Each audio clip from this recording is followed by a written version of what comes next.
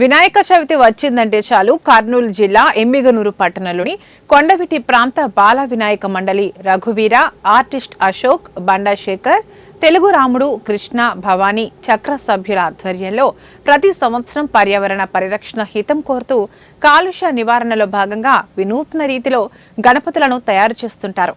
ఇందులో భాగంగా 2 నెలలు శ్రమించి 70 కేజీలు 90,000 రుద్రాక్షలతో దాదాపు 3 లక్షలు ఖర్చు చేసి 14 అడుగుల ఉగ్ర నరసింహ అవతారంలో విఘ్నేశ్వరుణ్ణి ప్రతిష్ఠించి ప్రజలకు దర్శన భాగ్యం కలిగించారు. ఎమ్మెల్యే జయనాగేశ్వర్ రెడ్డి విఘ్నేశ్వరుణ్ణి దర్శించుకుని ప్రత్యేక పూజలు నిర్వహించారు. అనంతరం కొండవిటి ప్రాంత బాల వినాయక మండలి రఘువీర, ఆర్టిస్ట్ అశోక్, బండా శేఖర్, తెలుగు రాముడు, కృష్ణ, భవానీ చక్ర సభ్యుల ఆధ్వర్యంలో పేద మహిళలకు ఎమ్మెల్యే చేతుల మీదుగా చీరలు పంపిణీ చేశారు. రాష్ట్రం ప్రజలు సుభిక్షంగా ఉండాలని ఈ సందర్భంగా ఎమ్మెల్యే ఆకాంక్షించారు. ముఖ్యమంత్రిగా నారా చంద్రబాబు నాయుడు గారు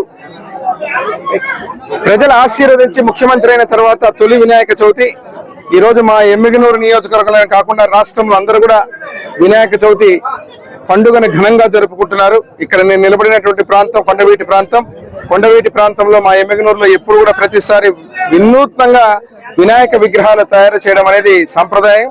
అదే రకంగా పోటాపోటీ పడి చాలా చక్కగా ఏర్పాట్లు చేయడం జరుగుతుంది. ఈ సంవత్సరం నరసింహావతారంలో ఉన్నటువంటి రుద్రాక్షలతో చేసినటువంటి వినాయకుడిని, అతిపెద్ద వినాయకుడిని పెట్టి మరొక్కసారి ప్రతిసారి మేము చేసే వినూత్నమైనటువంటి వినాయకుల్లో ఈసారి ప్రత్యేకత చాటుకున్నారు. మరొక్కసారి ఇక్కడ ఉన్నటువంటి కమిటీ సభ్యులందరూ కూడా శుభాకాంక్షలు తెలియజేస్తూ సర్వ విఘ్నాలు తొలగించి వినాయక స్వామి ప్రజలందరికీ కూడా మా ఎమ్మిగనూరే కాకుండా రాష్ట్రంలో ఉండే ప్రజలందరూ కూడా సుఖ సంతోషాలతో వారందరినీ దీవించాలా, మంచి జరగాలని కోరుకుంటూ మరొక్కసారి ప్రతి ఒక్కరికి వినాయక చవితి శుభాకాంక్షలు తెలియజేస్తూ సెలవు తీసుకుంటాం. జై గణేష. జై గణేష. శ్రీ బాల వినాయక యువక మండలి కొండవీటి ప్రాంతమైన మేము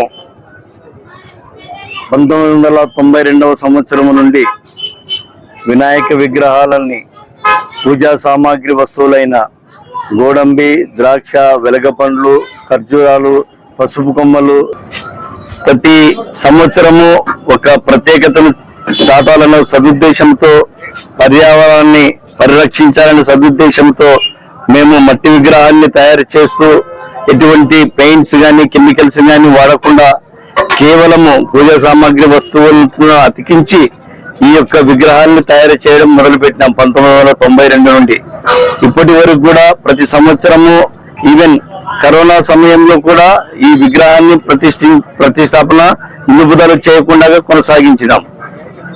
ఈ సంవత్సరం కూడా రుద్రాక్షలతో సుమారు 14 అడుగుల విగ్రహాన్ని శ్రీశైలం, భద్రాచలం, అరుణాచలం తదితర ప్రదేశాల నుండి రుద్రాక్షలను సేకరించి ఈ విగ్రహాన్ని తయారు చేస్తున్నాము. ఈ విగ్రహాన్ని తయారు చేయటకు సుమారు 70 కేజీల రుద్రాక్షలు, అంటే సుమారు 90,000 దాకా రుద్రాక్షలు ఈ యొక్క విగ్రహాన్ని తయారు చేయటకు బండా శేఖర్, రఘువీర శిల్పి, అశోక్, సిరి ఆర్ట్స్ తదితర వినాయక విగ్రహాన్ని తయారు చేయడం సహకరించిన సభ్యులందరికీ ప్రత్యేకించి మా యొక్క మండలి తరఫున ధన్యవాదాలు తెలుపుకుంటూ ఉన్నాను.